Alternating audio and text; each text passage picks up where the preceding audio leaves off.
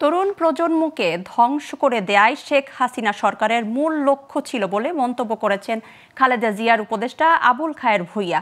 শুক্রবার সন্ধ্যায় লক্ষ্মীপুর টুমচর মাদ্রাসা মাঠের কৃষক সমাবেশে এ মন্তব্য করেন তিনি। সমাবেশে উপস্থিত ছিলেন কৃষক দলের জাকির হোসেন, জেলা যুব দলের সৈয়দ রশিদুল হাসান, কামরুজ্জামান সোহেল। এ সময় আবুল খায়ের বলেন, বাংলাদেশকে ধ্বংস করার মহাপরিকল্পনা করেছিলেন শেখ হাসিনা ও তার দোসররা। তারই অংশ হচ্ছে দেশের সর্বত্র মাদকের ছড়াছড়ি। এ সময় অন্তর্বর্তী সরকারকে দ্রুত নির্বাচনের তারিখ ঘোষণা করে জনগণের প্রতিনিধির কাছে ক্ষমতা হস্তান্তরের আহ্বান জানান তিনি।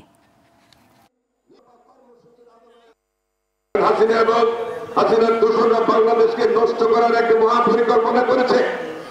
এই মহাপরিকল্পনার অংশ হচ্ছে অবৈধভাবে ড্রাগসের এদেশের আগামী দিনে ভবিষ্যৎকে ধ্বংস করে দেওয়া।